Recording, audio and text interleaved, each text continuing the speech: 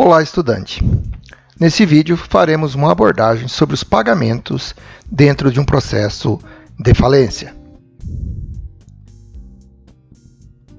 Dentro de um processo de falência, são apuradas as dívidas do falido, que é feita através da habilitação de crédito pelos credores, além dos créditos extraconcursais e também as restituições. Então, nós temos um conjunto de dívidas deste devedor e nós vamos ter os seus ativos, aquilo que a massa tem disponível para o pagamento das dívidas. Um plano ideal aí de extinção das obrigações do falido é que o tamanho da dívida, ou o conjunto das suas dívidas, seja exatamente do tamanho dos seus ativos. Então, dentro de um plano de igualdade, os ativos são iguais às dívidas. Portanto, aqui haverá um saldo zero, todos os credores recebem e o devedor também não fica com nenhuma obrigação pendente. Entretanto, nem sempre isso ocorre. Raramente nós temos um conjunto do ativo, ou os ativos de uma massa falida, ser maior que o conjunto das dívidas. Se essa hipótese ocorrer, todos os credores receberão seus créditos e o devedor, ou o falido, além de pagar todas as dívidas, ainda terá a chance de receber de volta parte do seu patrimônio. Então veja que os ativos são maiores que as dívidas. Este conjunto aqui é o conjunto dos ativos e aqui o conjunto das dívidas, e ele está todo abarcado pelo outro. Então, ocorrendo o pagamento de todas as dívidas, este excesso de ativos aqui será destinado ao devedor, porque é o seu patrimônio e apenas ele perdeu o poder de administração por conta do processo de falência. Porém, o mais comum é o inverso. As dívidas, o conjunto de dívidas, é significativamente maior que os ativos. Então, os ativos não conseguem cobrir toda a dívida pendente, e aqui nesse momento então que surge a figura do rateio. Então vejamos aqui que a relação dos ativos é menor em relação às dívidas. Neste caso, o rateio existe para fazer uma distribuição proporcional entre os credores para que todos recebam exatamente na proporção dos seus créditos e na ordem definida no artigo 83 da Lei 11.101 de 2005. Neste caso, depois de distribuído todos os ativos, esta porção da dívida não coberta pelos ativos continua de responsabilidade do devedor, e a extinção dessas obrigações ou se faz com o pagamento ou outras modalidades de extinção de obrigação, ou então até a prescrição, que é o mais comum.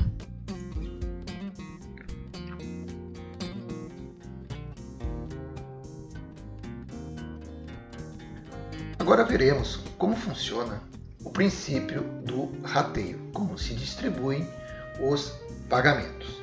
Neste caso, nós vamos fazer uma demonstração onde que o ativo é menor que o passivo. Nesse exemplo, vamos trabalhar com 3 credores.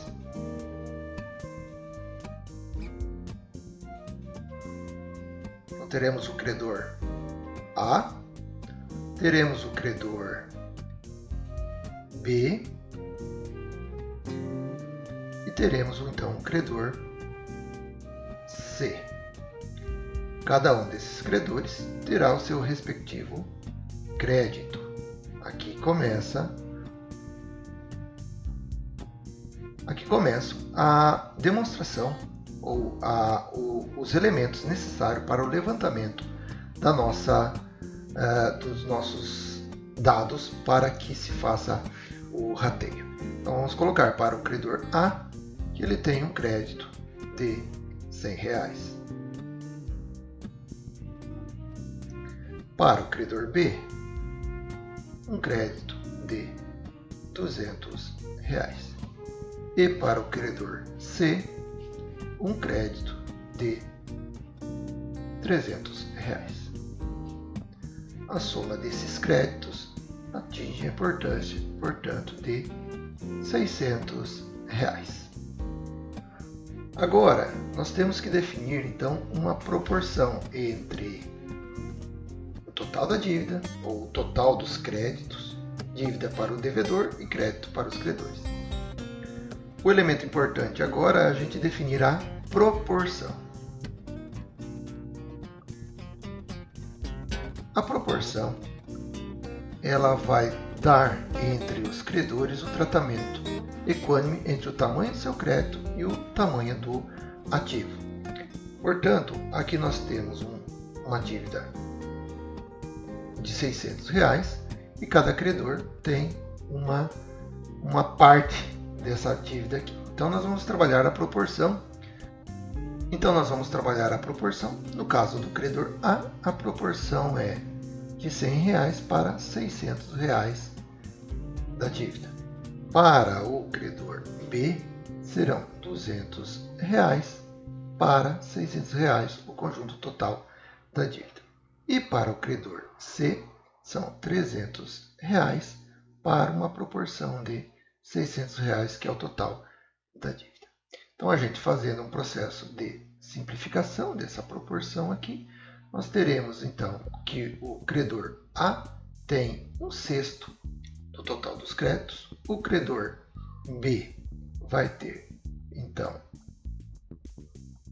1/3, né? 2 dividido por 1 e 6 dividido por 2, 3. E aqui então também nós teremos uma outra proporção de 1 para 2, no caso então 3 dividido por 3 é 1 e 6 dividido por 3 é 2.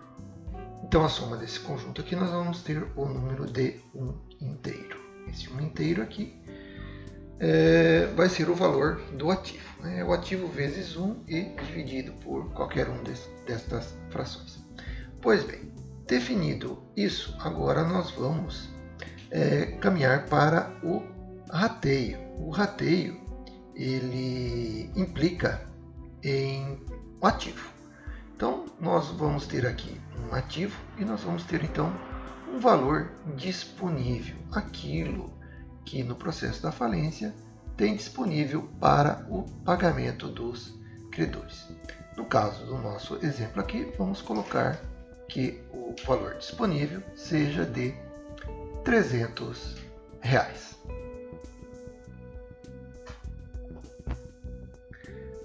Então, tendo o valor disponível, nós podemos fazer o nosso rateio. Aqui vamos lançar os valores que serão destinados a cada um dos credores.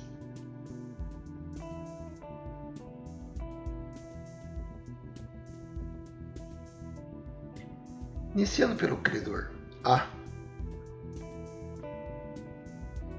O credor A tem como crédito 1/6 da dívida, portanto ele vai participar também de 1/6 do ativo.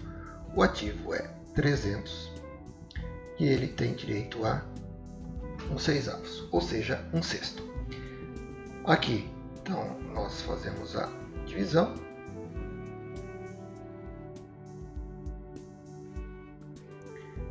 No caso do credor A, ele terá dentro do rateio R$50. Agora faremos do credor B. Do 1 inteiro, que é o disponível, 1 inteiro está aqui, ele tem direito então a 1/3.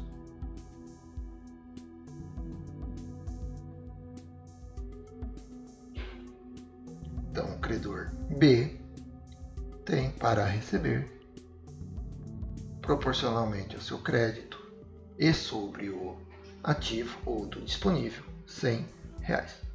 Por fim, nós vamos para o credor C. O credor C, ele tem metade do crédito ou metade da dívida pertence a ele. Então, dos R$300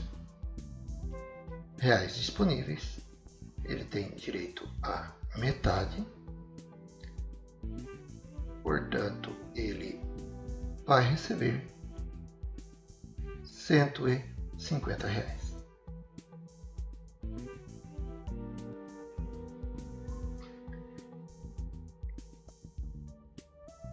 note aqui, a soma desses valores atinge exatamente R$300. Este valor aqui era o que tinha disponível, foi distribuído de modo proporcional a cada um destes credores aqui. Vai haver então ainda um valor pendente de pagamento para cada um desses credores. No caso do credor A, haverá um valor pendente de outros 50, porque ele só recebeu metade. O credor B de outros 100 e o credor C de outros 150. Então a soma desses credores aqui, também tem ainda pendente outros R$300. Perceba que há um conjunto total de dívidas, o valor do ativo é metade, cada credor então recebeu exatamente metade do seu crédito. E ainda tem exatamente a outra metade pendente. Então, se todo o disponível era este, e os pagamentos foram distribuídos dessa forma, cada credor recebeu proporcionalmente, o valor do ativo é proporcional ao seu crédito. Outra forma de estabelecer essa proporção, além de dividir o valor do crédito pelo total, a gente pode fazer utilizando o valor disponível. É um método um pouco mais simples, mas funciona do mesmo jeito. Para grandes volumes é melhor essa forma. Então vamos colocar aqui novamente que o disponível seja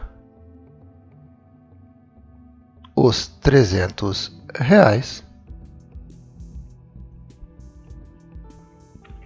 E nós vamos estabelecer essa proporção exatamente aqui.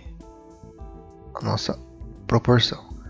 A proporção será de 300, que é o ativo ou disponível, por 600.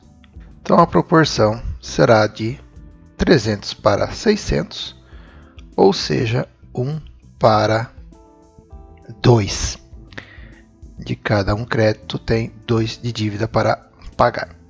E essa proporção aqui, então, nós vamos aplicar exatamente em cima do crédito. Então, vamos definir aqui o rateio. Nesse caso, para o credor A, em vez de nós dividirmos, então, por o valor do disponível pela proporção, nós vamos dividir aqui, e essa é a inversão, nós vamos dividir o crédito do credor A, que é 100, por 2. Ou seja, ele tem exatamente o direito de receber metade do total disponível, porque o total disponível é metade do total do crédito. Nós teremos aqui, então, para este credor, exatamente R$50, como nós já encontramos na tela anterior. Mesma situação para o credor B. O credor B tem R$200 disponíveis e disso ele recebe metade.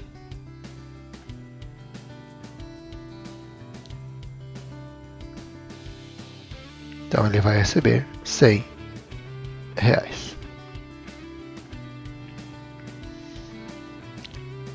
Agora vamos ao credor C.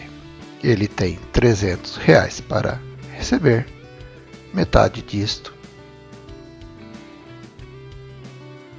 é R$150.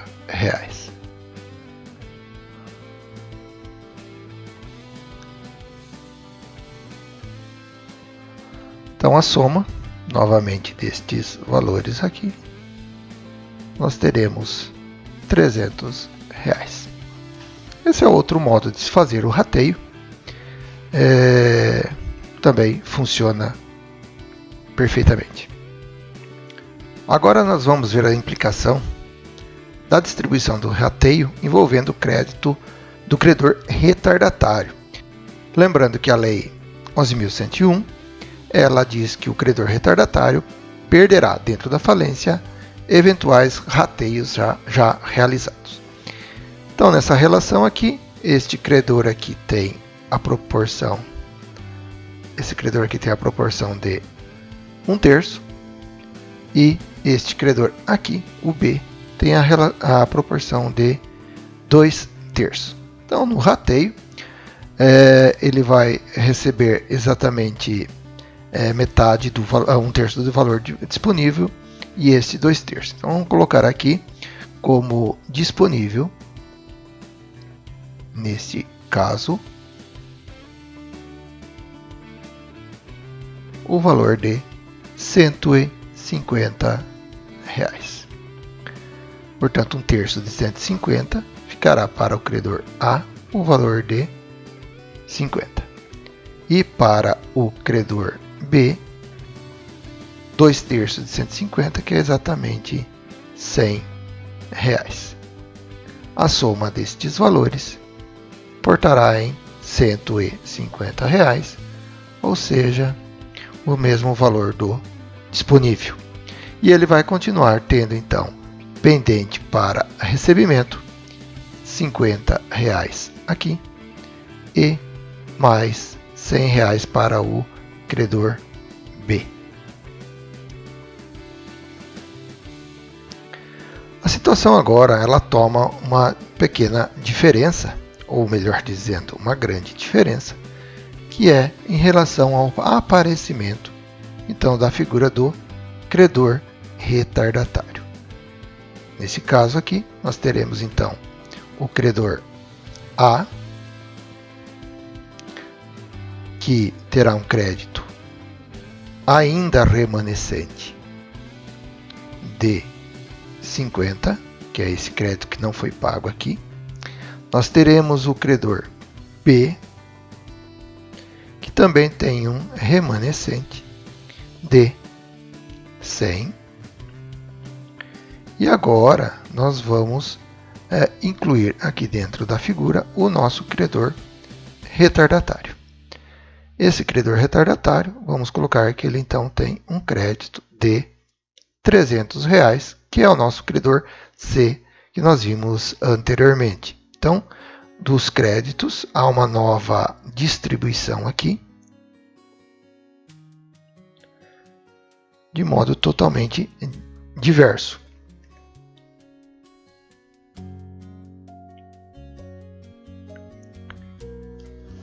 Vamos trabalhar com um novo disponível, um novo valor disponível. Novamente, outros R$ 150. Lembrando que vai fechar aqueles 300 que nós tínhamos nas tabelas anteriores aqui. Então, o rateio, ou melhor dizendo, então a proporção entre esses credores se dará de modo diverso agora. Vamos lá.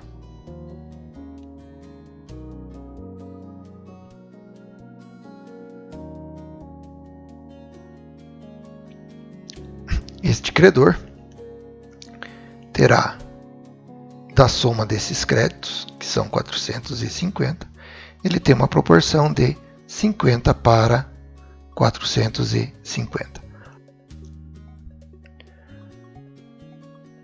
Já o credor B, ele terá uma proporção de 100 para 450. E o credor retardatário, ele terá uma proporção de 300 para 450. Então, diminuindo essas frações, 45 é possível dividir por 5, então vai ser a proporção de 1 para 9. Aqui nós teremos, para o credor B, faremos de 10 para 45. E para o credor C, ou retardatário, 30 para 45. Pois bem, Nessa situação aqui, então nós vamos fazer a nova distribuição do rateio. Então, vamos distribuir aqui os valores para o rateio.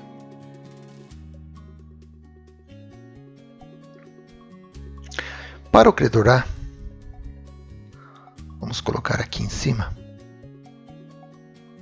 Para o credor A, dos R$150 disponíveis, ele vai ter 1/9 desse valor.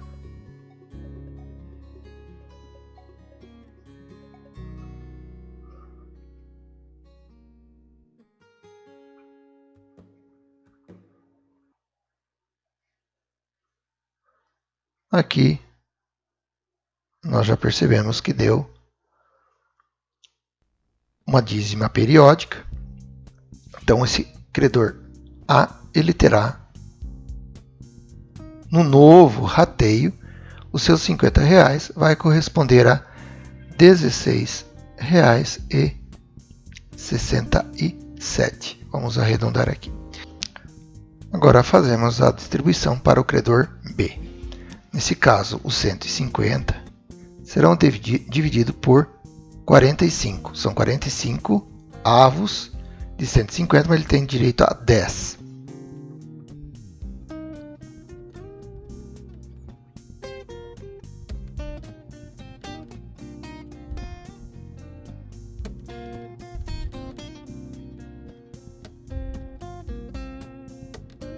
Aqui novamente nós temos uma dízima periódica. Nesse caso, nós vamos, então, ele tem direito a este valor aqui é 1/45 avos de 150, mas ele tem direito a 10 1/45 avos. Então nós temos aqui o novo valor, ou o valor dividido para ele, que é de R$33,33. Por fim, nós vamos fazer agora o cálculo do rateio ao retardatário.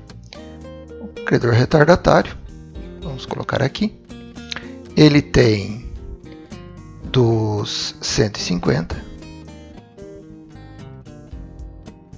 30/45 avos. Novamente, nós vamos dividir por 45, e nós já sabemos o resultado, é 3,33. Nesse caso, ele tem 3,33 de 1/45 avos vezes 30. São 30 1/45 avos. Fazemos a multiplicação e teremos 100. Então, o valor para o rateio deste credor aqui, o retardatário, é R$100. Então, somando estes valores, nós vamos chegar a o valor exatamente de R$150. Na tela anterior, nós vimos que o credor A ficou com 50, o credor B com 100 e o credor C, o nosso retardatário, ficou com 150. Entretanto, aqui ele ficou com 100. Ou seja, o credor A, além dos 50, ele ficou com mais R$16,67 e o credor B, além dos 100, ele ficou com mais R$33,33. E o credor retardatário C, ele ficou com R$50 a menos. Esse dinheiro não sumiu, trata-se dos R$300 que nós sempre tivemos disponíveis. O que ocorreu foi que, pelo fato dele ser retardatário, ele perdeu o direito aos rateios anteriores. E ele perdeu exatamente R$50. Se antes ele tinha 150, né?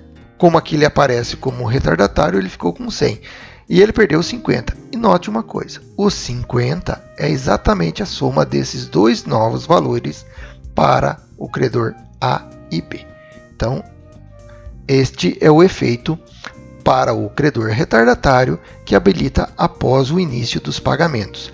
Para se evitar que isso ocorra, ele deverá fazer então a reserva de crédito. É isso aí. Bons estudos e até a próxima.